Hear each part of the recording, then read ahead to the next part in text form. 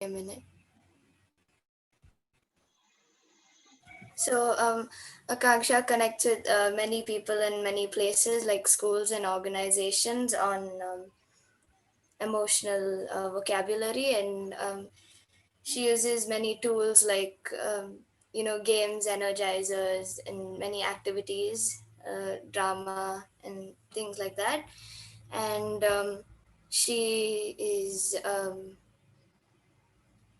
she works on inner growth and mindfulness and resilience and things like that. And today she's going to share about emotional vocabulary with us.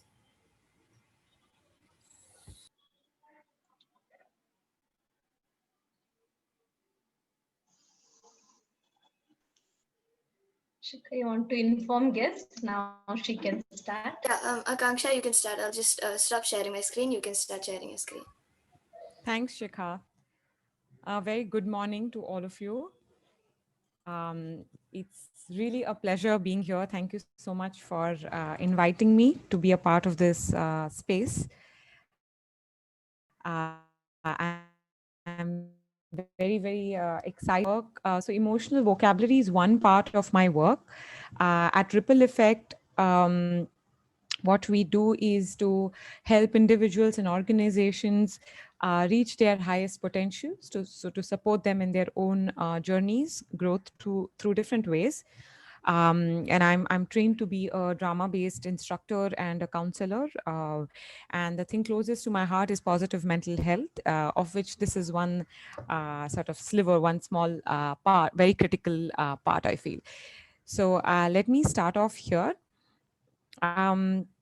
Just to give you some context about my own journey for the first 5-10 minutes, and then going to the topic of emotional vocabulary. I hope everyone is able to see my screen.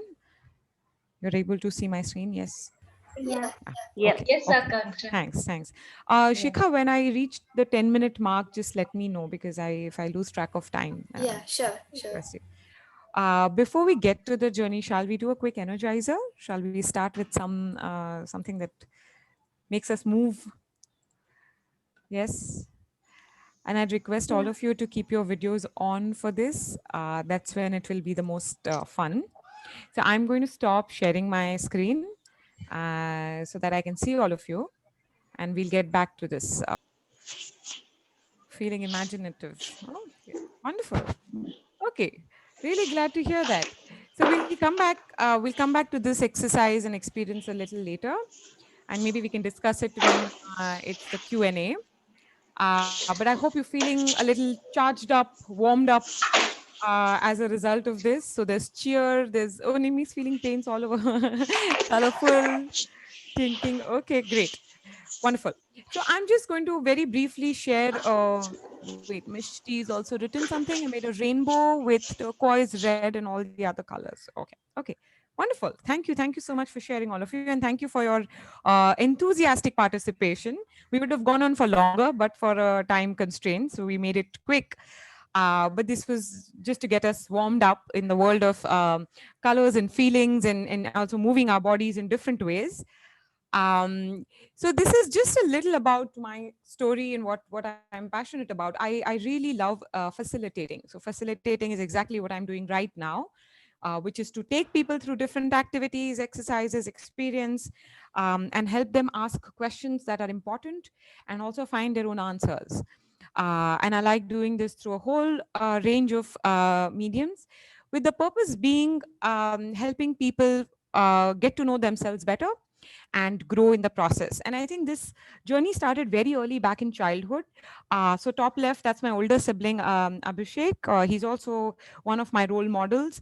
And I think from him as well, I got the inspiration to start facilitating. First, as a child, I used to facilitate meditation sessions for my friends. And the picture is from our travel into the mountains. I think we as children traveled a lot, which also gave us a lot of time to experience nature, to reflect. And I come from a very spiritual family. So bottom right, you see Chinmaya Mission logo. I went on a few Chinmaya Mission camps when I was a teenager, and I think that also shaped how I looked at life, how I looked at choice, and deepened my journey in some ways. Um, The top picture is of a throw ball match. So I loved sports. I played a lot of sport, which also helped me because it created a lot of, I think it created a lot of character in many ways. And I've always enjoyed dance, drama, theater, sport, and so on. And bottom left, you see your diary. So I've been journaling a lot since I was a child, writing poetry, writing my thoughts. And I think all of this has added up. It has sort of come together in what I do now, which is to help people become mentally healthier and resilient and live lives that are more fulfilling and meaningful to them. So these are just some of the different experiences that have shaped me, and I felt it's important to bring this out. So top left is a spoken word performance that I had done in Bombay. So I belong to Bombay. I've been brought up there, and last 3 years I've been in Chennai, moved here. But I really enjoy being on stage and sharing and performing and expressing. Mountains are my favorite, so that's in the center. I mentioned travel already. Bottom left is a play that I was a part of, and top right, you see SAYC, South Asian Youth Conference. So I've been a part of this for the last 10 years. We're working on creating peace in the South Asian region by connecting all youngsters who believe in peace. So we have very strong relationships. In bottom right, you see we are crossing the Wagah border on foot into Pakistan. That's where we went for our second conference. We organized it there, and that is one of the most memorable experiences I've ever had, of realizing we're all the same everywhere. Humans are really the same at some level. So, and the book in the center is something I've been reading lately, Mind Time, which is about mindfulness, which essentially says, how do you fully be present in the experience that you are having and not let your mind wander? I found it very, very powerful. So just thought I'll share all of this.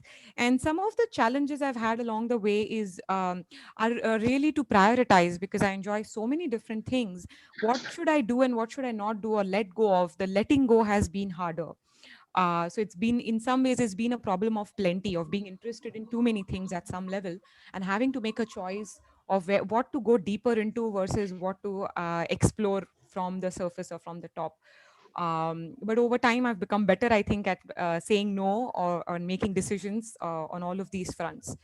So I work to facilitate. I'm also a consultant. I work with Nalanda Way Foundation, if you've heard of it, in Chennai, helping them design programs, create partnerships, and so on. So I've been working with different NGOs in the development sector, with schools, and so on, in these roles. And this has been my only full-time job in a school in Bombay for 2 years. I really enjoyed this journey.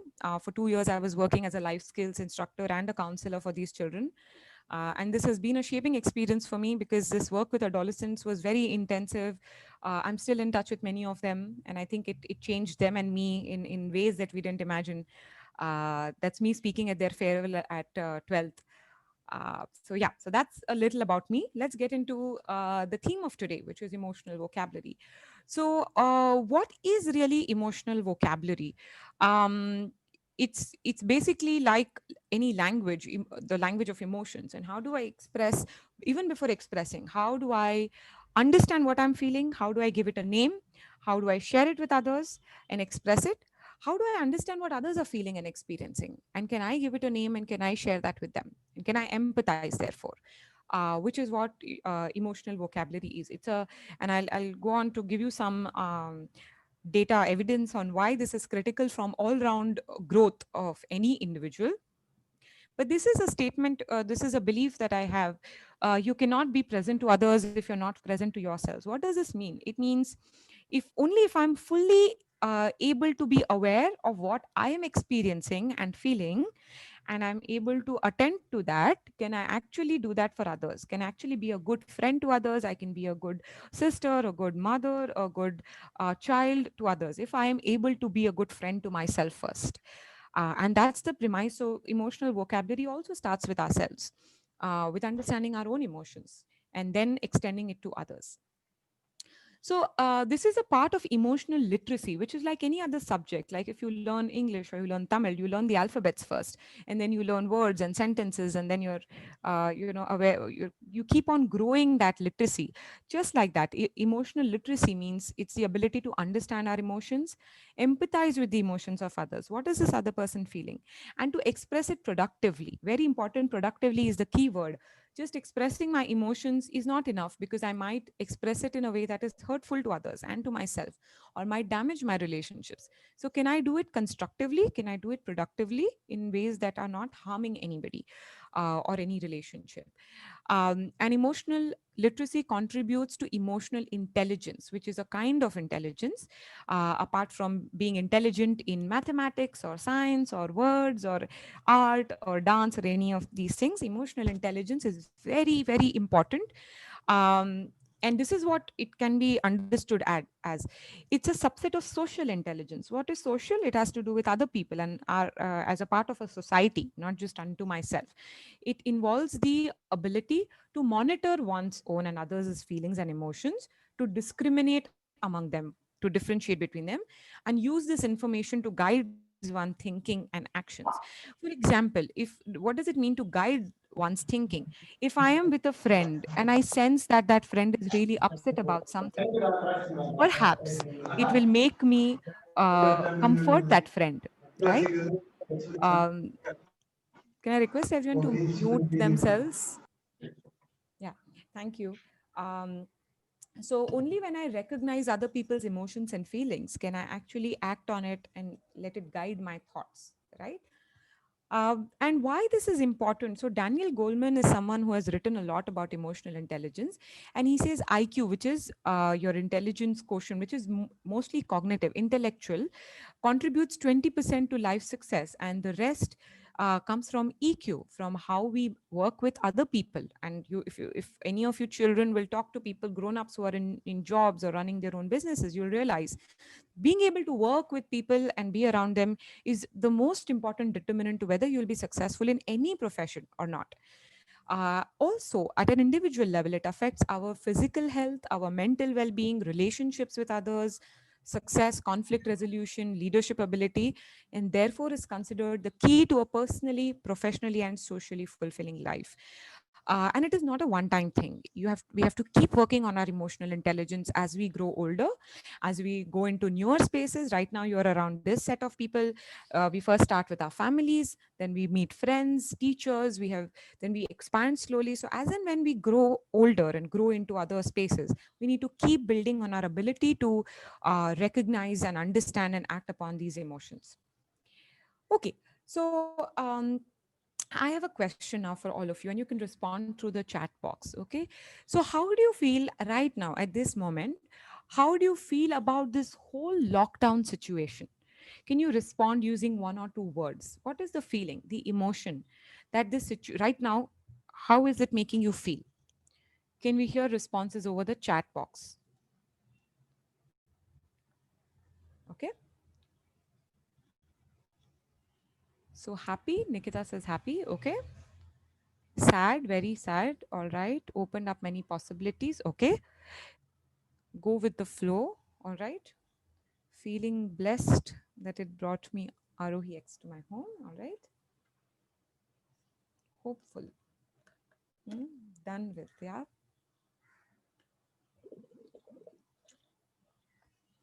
Angry, happy. Okay. Angry, sad, happy, frustrated. So it's a good mixture of many emotions that we're feeling, right? There's no one feeling that it has left us with, and it depends on our situation also. Relaxed. Okay. So I have a question for you now. Um, you you're reading these different words that are coming up, right? How many emotions do you think human beings can experience? How many different feelings do you think we are able to or we can experience, that we have been able to identify that these are the different kinds of emotions? So lonely, frustrated, okay, but got to know myself better. All right. Yes. So pandemic has left everyone feeling very, very different kinds of emotions. So Leela saying 10, 15 emotions. What about the others? What is your guess? How many different kinds of emotions you feel we can experience? Can we hear some more guesses? How many emotions can human experience? 6, 7. Okay. Uncountable. Okay. Unlimited. So how many have we been able to identify, put our finger on? So I will save you that guess. So it's we have been able to count it. So let me come to that 50, 20, 100, and maybe that's not the end of it. Maybe 10 years later we might discover that's still limited and there is more.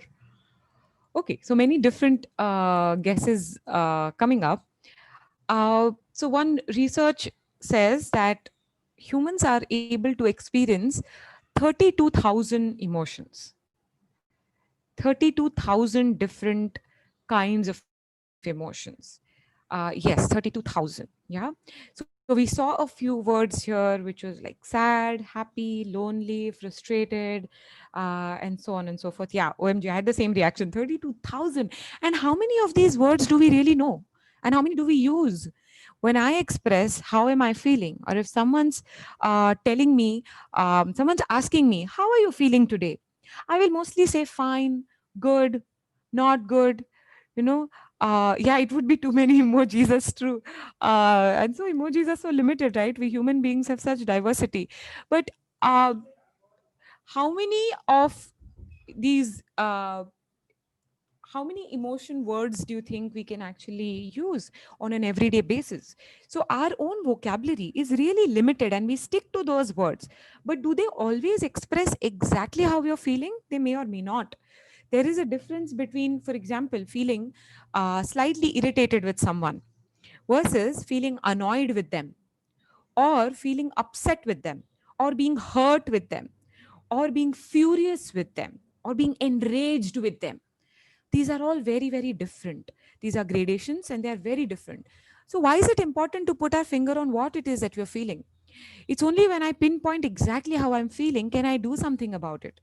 To start with, if I put my if I get the exact word of how I'm feeling, it makes me feel a sense of relief, saying, ah yes, this is exactly how I'm feeling, you know. And then I can also identify that same intensity in someone else, and then I know where is this coming from. So if I am furious versus I'm hurt, I will take very different actions, or I'll respond very differently to both of these, right? So one tool that I'm just sharing here, and you can explore it on your own time, is a tool called Wheel of Emotions.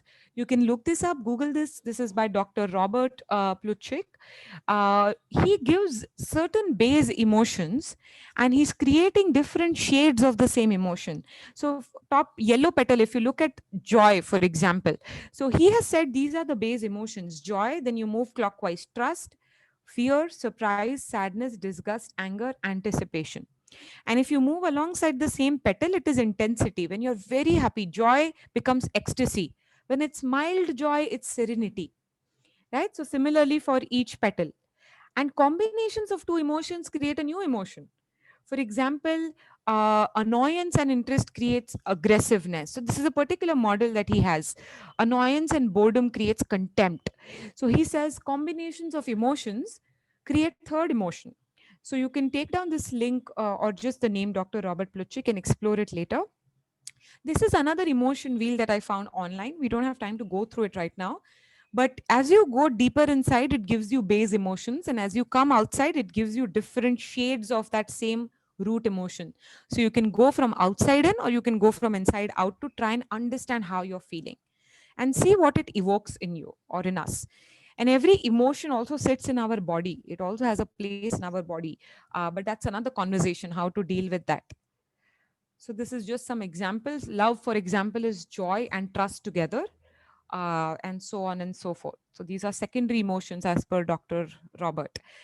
Uh, I'm going to skip some of these slides to just come to the end of my end of the presentation to just conclude what I'm sharing. I found this quote by the poet Maya Angelou, one of my favorites, to be very powerful. People will forget what you said. People will forget what you did. They will never forget how you made them feel. Right. So emotional literacy is going to take us places.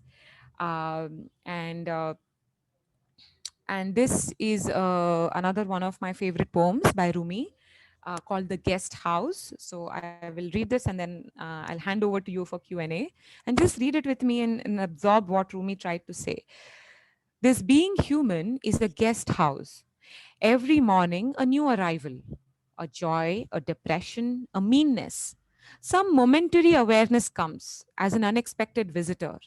Welcome and entertain them all.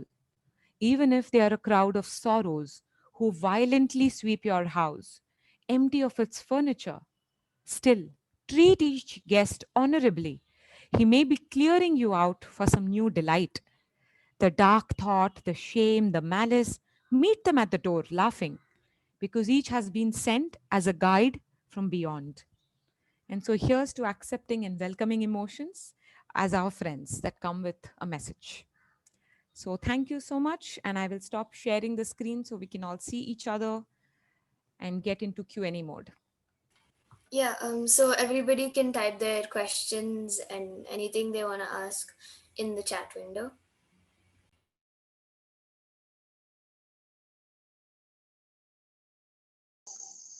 Start with, you want to ask your question, Shika?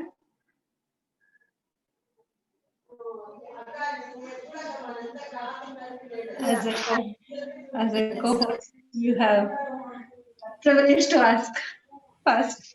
Yeah, just give me a minute.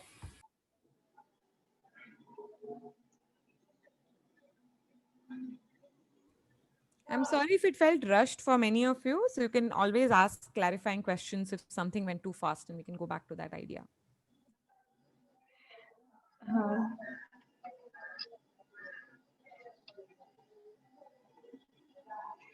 mm,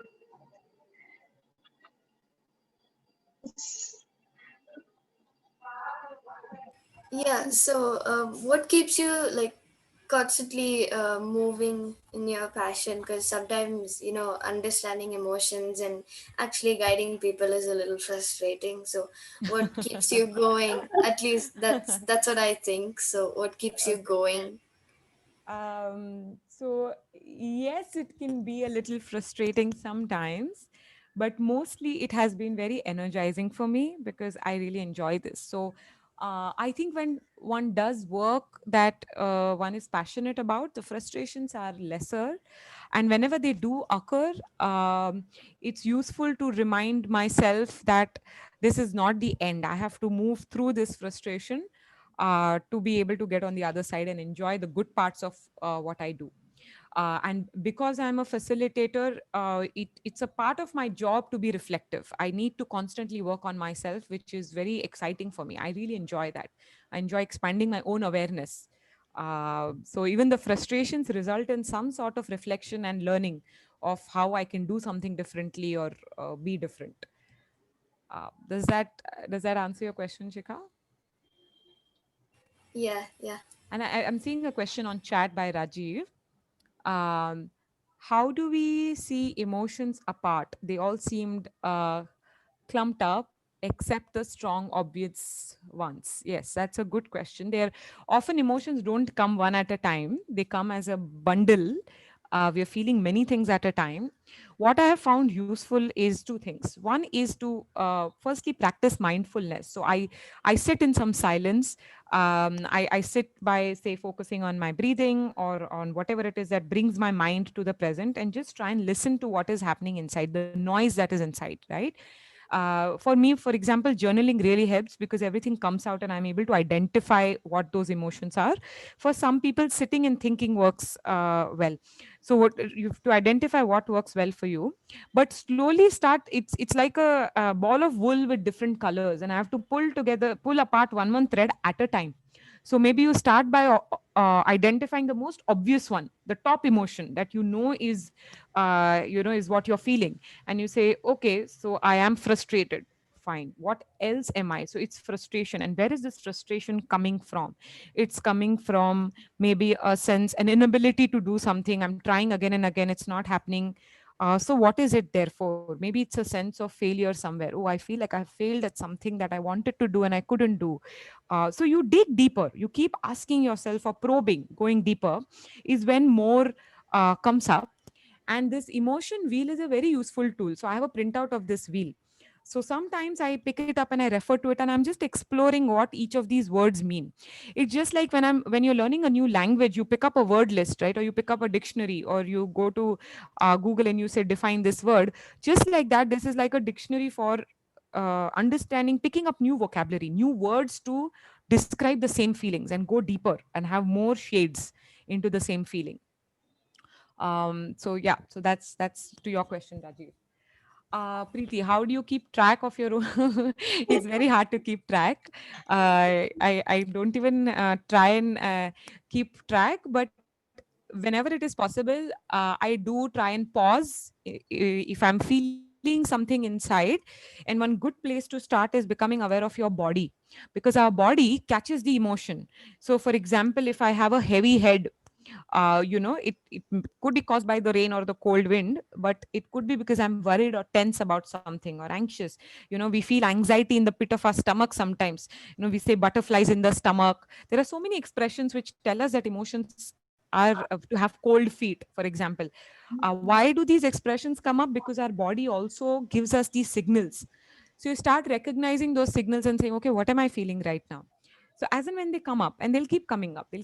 So we can't track all of them, but whenever we catch them and catch ourselves feeling something is a good place to build that awareness.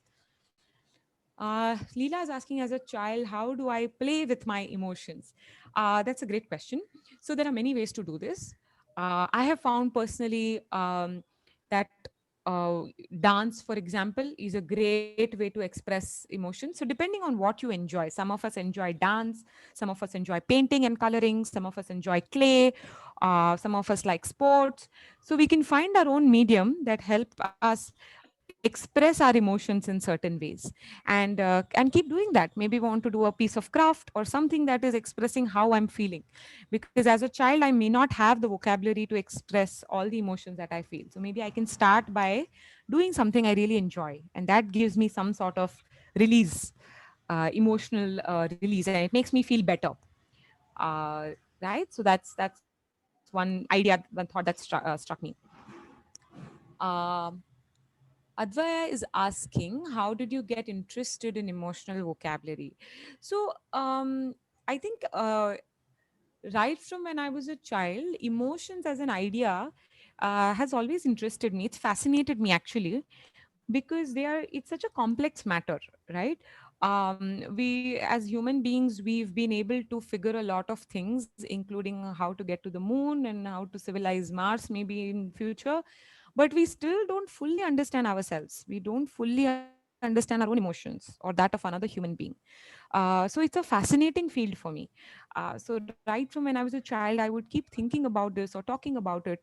And as a person also, I'm very expressive, very emotional, and I really like wear my heart on my sleeve. Whatever I'm feeling is out there, and I enjoy that actually. I feel it makes life rich to be able to experience so many different emotions. If we were to be in one state all the time, I'm not sure how that would be. For me, at least, that's how I feel. So the interest started very early. But only as I grew older and I started doing more work, I realized it's actually a whole field within psychology. So I'm in my second year of Masters of Psychology, MA Psychology. So I've done an MBA about 10 years back, but my interest has always been with schools and in psychology. So I'm finally doing my masters, and I'm now delving deeper into this field, coming from a psychology perspective. So Raji is saying thank you. Yes, welcome. Mishti is asking, what if a person doesn't know his or her own emotion right now? And what if someone says, I am fine, when they are not? This happens to us so often, right? It happens to us a lot of times. Let me answer your second question first, actually. What if someone says they are fine when they are not? If we are close to that person, and if they say I'm fine but they are not, chances are we will know it, because we are used to observing them. We can tell from their face, we can tell from their voice. If we are chatting, we can tell from the emojis they use or don't use, they're actually fine or not. And then we can take it up. We can say that, you're saying you're fine, but I don't actually think you're fine. Is there something you want to share with me? So the trick here is, words are one small part of emotional vocabulary. Our face says a lot, our voice says a lot, our body says a lot. If I'm all slumped and I'm saying, yeah, I'm fine, you'll know that I'm not fine. Something is pulling me down, something is bogging me down, right? So we help them explore that, saying, is it that you don't want to share right now? Then do you want some space? Then okay, you can maybe share later. Maybe they're saying they're fine because they don't want to talk about it, or maybe they're saying they're fine because they want to hear that you really care about them and you want to know why they're not fine. So it could be any of these. So it helps to reflect back and show the other person that you know they're not fine, and that you would want to understand why they're not fine, right? And what if a person doesn't know his or her own emotion right now? So if it's you yourself, then I've already answered that, how we can start building that mindfulness and awareness. If it's someone else, then I found fully listening to someone else really helps them explore as well. Fully listening to someone else helps and encouraging them to speak up, to share, helps them explore what they are feeling. So as a friend, I can reflect back what I'm hearing. If someone is saying so many different things, and I really listen and I observe and I watch their face and their voice, and I feel like, oh, maybe they are feeling frustrated. So then I ask, are you feeling frustrated? And maybe I can help another person to build that vocabulary slowly, by really listening to them and sharing it back, saying, this is what I understand of what you're sharing. So that's a good starting point to be a good listener and a good friend, and to help people become aware of what it is that they're feeling. Give me a more 1 minute. I have some noise coming from outside. Please keep this door shut.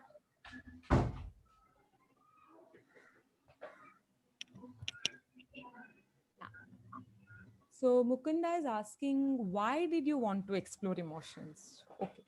Why did I want to explore emotions is because emotions are very powerful. So I read this somewhere and I really believe it, that we all are actually emotional creatures. We are driven by our emotions, and then we find rational, logical explanations for what we are doing. And the more I observe of people around, the more I believe this to be true, that we are driven by certain very, very primal emotions like fear, like love, like anxiety, like comfort, like wanting to feel like I belong. We are driven by those emotions, but we don't fully understand how they are driving us, how they are consciously influencing us.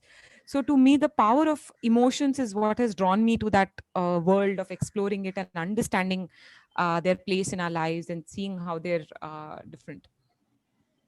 So Leela has another question. If I am the other part to the answer about why I'm interested in exploring this is also because, like I mentioned, I write poetry. As a poet, also the idea of being able to touch upon different shades of emotions is very enticing and important to me. So yeah, it comes from that space as well. Leela is asking, if I am on top of some emotions dancing on me, okay, screaming, shouting, then what do I do? How do children understand parents' emotions so well compared to ourselves? That is a very good question, Leela. I do think children are really wise. I have a 5.5-year-old at home, and she really understands if my smile, even if the corners of my mouth change a little in the angle, she'll stop me and ask me, "Mama, what is wrong?" So she knows something has changed. And I think the reason is because children are not lost in the world of words like we are. They are not lost in an intellectual, cognitive, logical world. They take what is in front of them and they just process that. So they look at your face, they look at your body, your voice, how you're behaving, not what you're saying, how you're behaving. And that's how they know what you're feeling, because that is the purest expression. So we might change our words. I might be able to say I'm fine. It's very hard to change my body language to also show you I'm fine. I cannot consistently lie through my body. I might lie through my words, but my body gives it away. My face gives it away. So children tune into that level of understanding emotions. And I think as grown-ups, if we are able to do that, I think we'll also be more honest in understanding, more clear in understanding what it is that we are feeling, right? And now the other part of your question, if you're feeling some emotion very strongly, and you're screaming and shouting. So is this for a grown up or a child? Both. Both. Okay. Yeah, maybe you can touch upon as a child when I'm screaming, shouting when I don't get something. I'm not Yeah. even aware of it. Correct. Yes. So the answer will change depending on whether it's a child or a grown up. Very young children, uh, when they're screaming and shouting, which could be coming from many many reasons, right? From being hungry, being tired, being frustrated, being ignored. There could be so many reasons behind it, but they don't know why it's happening. They only know that they only scream as an impulse. What they really need is, firstly, when they are screaming, to try and get them to stop screaming at that time is very difficult. So to allow them to get it out, and once that energy is passed, to sit with them and discuss with them that this is not a good way to express what you're feeling. If you are So this whole idea of building emotional vocabulary starts very early. It starts when children start talking, and even before that, I would think, to help them understand what they are feeling. So you start by asking them, are you hungry? Are you feeling tired? What is happening? So screaming, establish that screaming and shouting are not productive ways of expressing, and give them alternatives. Tell them that if you're angry, so for example, one thing I've done at home is, if my daughter is very angry and frustrated, she doesn't get something she wants, she's angry. Instead of telling her don't be angry, which is very difficult for her, it's difficult for adults also, right? So I can't just say don't be angry. She is angry because she's not got something she wants. I tell her, go inside and punch some pillows and come. And she literally does that. She goes, she gets all the anger out, she punches pillows, and then she's fine. And she comes out laughing and giggling sometimes because she's just got it out. And just to validate that, what they're feeling, that, okay, you're angry. I can see that you're angry, or I can see that you're frustrated. Because very early on, unfortunately, as parents, what we end up doing is telling a child, don't feel what you're feeling, or don't express what you're feeling, which is very unhealthy. What we instead have to do is to recognize, help them put a word to it, and help them productive ways of expressing that emotion, or better ways that don't harm anybody else. So this is again a longer conversation. Emotional regulation is a very different conversation, but it starts with building emotional vocabulary. It starts by helping them identify what they're feeling and where it is coming from, so that they're able to express, right? um, so Rajiv is asking, how distant is rationality from emotions, uh, or is being rational very different from being emotional? uh, I think they are connected. They are different, but they are connected. So when I say it's actually, we're in some ways we're using a part of our brain when we are using some core raw emotions. There is a part of our brain called the amygdala, which is also called the reptilian brain, because it only responds with an emotion. Okay. And then there is the prefrontal cortex, which is a rational part of our brain, which helps us with judgment, with decision making, all of that. The ideal way is if both are connected, if both work together. So I recognize what I'm feeling, but I'm also tempering or balancing that with logic and rationality. So there is a reality check. So, for example, many of us feel anxious even when there is nothing to feel anxious about, really, in reality. So that time, if I bring in my rational side to ask myself, okay, what am I anxious about? Is there anything to be anxious about? Can I handle this? Or to also calm my emotional mind down, then they're working like a team. And that sort of balances, that's a balanced way to be. Are emotions and moods different? So moods are more transient, as in they change more quickly. Emotions are at the base or at the heart of a mood. So mood might be, I'm feeling low or I'm feeling high. We might use the same words to describe emotions and moods, but where they differ are, I think they differ in their intensity and how long they last. So when moods last for a very long time is when it becomes a bit of a concern, and it's something to probe deeper into and to check, whether you're feeling mentally healthy or not, whether you're feeling resilient or not. But otherwise, all of us go through different moods, and that's completely natural. I might be feeling joyous and light at some time, and I might be, so moods go up and down. Like, I would think it's the difference between weather and climate, right? So weather is changing. Right now it's sunny, maybe in the evening it'll rain. But what's the season? The season is still winter, right? So it's about whether it's in the day moving up and down, or whether it's a stronger, more intense feeling. Yes. Anyone else for more questions? I hope these are answering your questions. I'm moving through them a little fast, I feel, but I hope I'm able to give you the response that you're looking for. Like, Yeah. Hmm. Would you like to share what are the struggles what you face in your uh, when you are connecting with people and yeah. So I'll come to that. Before that, can I take the question on chat? Aditi is asking if I'm angry or excited. How should I tell? Between anger and excitement, the difference uh, might be whether it is directed at someone or not. Anger is usually directed at someone. You might be angry with someone, you might be angry at a situation, you might be angry with yourself, and it is destructive in nature.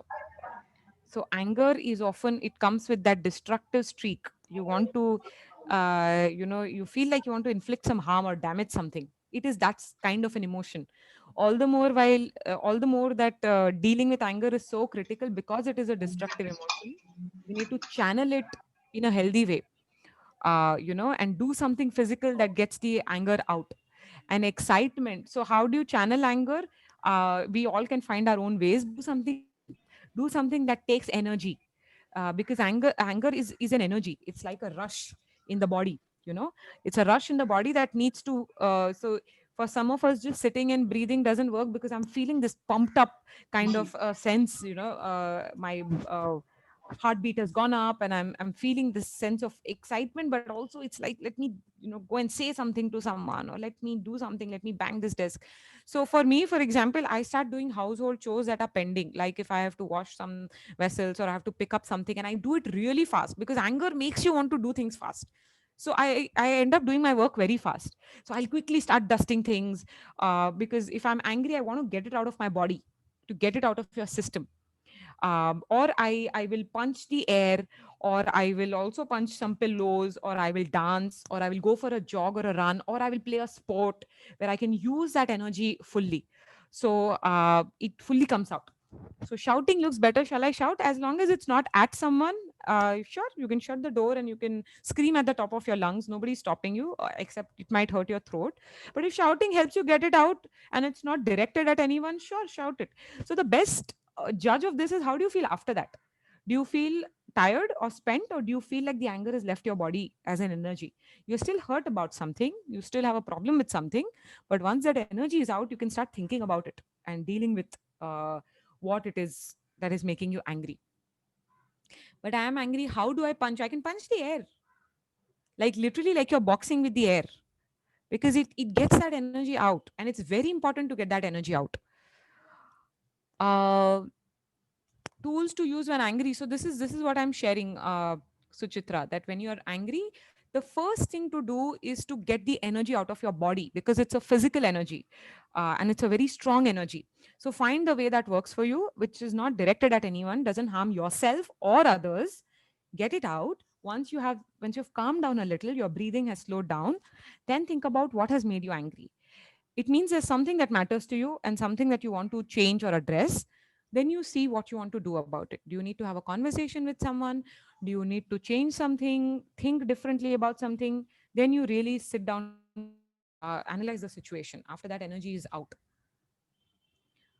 uh, what is the emotion of revenge? He beat me, I beat him, he shouted at me, I shouted at him. Yeah, it is a very natural emotion. I think wanting revenge is very natural. What is helpful is to understand it is not useful, it is not productive, it doesn't help anyone. It only escalates matters, it makes things worse. And you are harming the other and yourself in the process, right? So in if you feel like, if you're feeling vengeful, you're feeling like taking revenge on someone, the first thing is to do is to just recognize and accept that, okay, I feel like getting revenge, I feel like being vengeful. But you don't have to act on that feeling, you don't have to take action on the basis of that emotion, but just recognize that, okay, this is what I'm feeling. It's normal, it's human to feel this way. And let that, just observe that feeling, let it pass, and say, okay, but I'm going to do something different. I need to make it known that I'm hurt. How do I do it? Can I do it in a way that is respectful? So you get that revenge or anger a little out of your system first, and then you address the problem at hand, right? Because there could be a real issue between two people. If somebody has hurt you, you don't want them to shout at you or punch them. So how do you say it in a way that is firm, that is drawing boundaries, that is saying you cannot talk to me like that, or you cannot hit me. And in cases of physical violence, one thing that I say to children also is, you have every right to protect yourself. So defend yourself. If somebody is hitting you, you can catch hold of their hand and don't let them hit you. It doesn't mean you have to hit them back. You can just prevent them from hitting you, because you have a right to protect yourself and to defend yourself, right?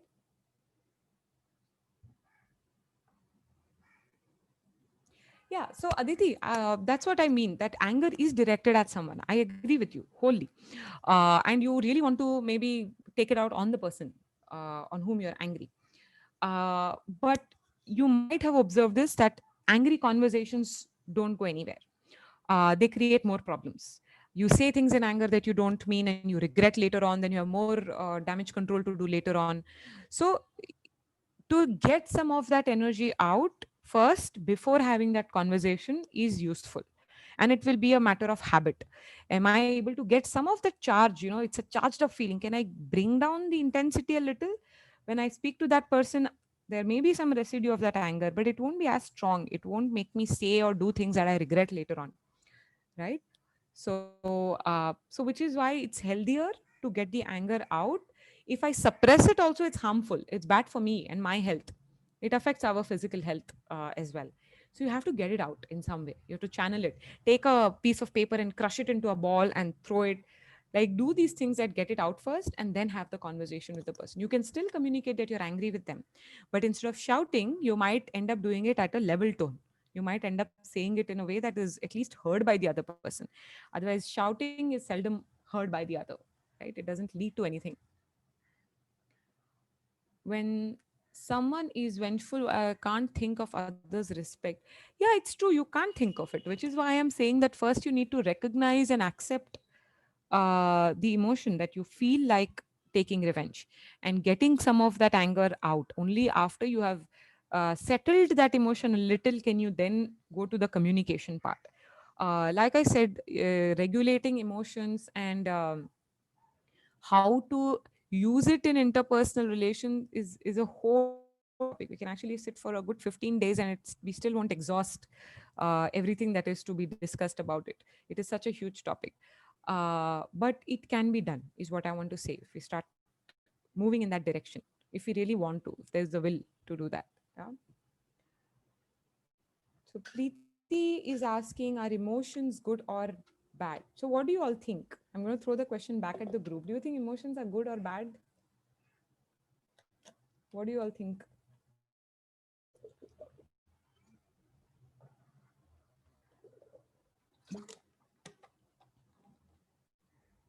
Most welcome, Aditi. Both good and bad. Neither. So interesting. Both or neither. Okay. So you have mixed answers here, or whether emotions are bad, Yeah. or all emotions relevant for need of the hour. If they see some kind of electrical impulse, yes, they are an electrical impulse. We are full of electrical impulses in our brains. Everything that we do, that we say, that we feel are electrical impulses at the end of the day. Uh, can there be control using external remedy? So, yes, in the sense, if it gets extreme, psychiatrists do prescribe medication if people have severe anger management issues consistently and it becomes destructive for them and others. Um, and if there are other mental health issues, yes, medication is helpful, but on a day-to-day basis, we don't need an external remedy. We need regulation. We need to learn or practice dealing with our emotions and make it a habit, like build that muscle. Um, so people have very different answers for our emotions, good or bad. They're both or so I would agree with both answers, both good and bad, and they're neither also. Emotions just are. They are what they are. Whether Yeah. they become good or bad is how I deal with them, right? So this is something we learn in counseling, is that emotions by themselves do not have a characteristic. They are just messengers. They are telling us something about ourselves. If I'm angry, it is telling me something about my own boundaries, or what is something has been hurted, or I'm hurt at something. So it's informing me that you need to do something about this. You need to act on this. So I need to take the message from the emotions and then see what I want to do. What makes them bad or good is how I deal with it. So even anxiety, for example, feeling tense or worried or stressed by itself, it's not a problem. But if I don't do anything about it and it stays in my mind and stays in my body, then it damages things inside, right? So I need to ask myself, what am I anxious about? Why am I anxious? Is it because, I kept all my study for last minute and therefore I'm anxious? How will I do in my exam? So maybe next time I need to plan better. So I need to act on my anxiety. Why am I anxious? Right? So it's really what we do with the emotions and how we express it. So Yeah. I really think there is no point being guilty or guilty about any emotion. They just come up because there is some automatic reaction happening. So instead of feeling guilty that why am I feeling this way, it's more useful to say, where is this coming from? Or why am I feeling this way? What can I do about it? Or how can I express it in a productive way? Right? Yeah, Does thank you so yeah, much, Akanksha. most You have welcome. been, yeah, responding and answering to our questions so patiently, and it was nice Most to welcome. see the different forms of emotions, different aspects to emotions. One is to being aware, understand, regulate. All these are different aspects of emotional intelligence. It Yes. was beautiful to have Thank you so these much. conversations with you. Yeah. Yes. Now over to Shika. Yeah, we'll move on to announcements. So let me just share my screen. Hi. Yeah.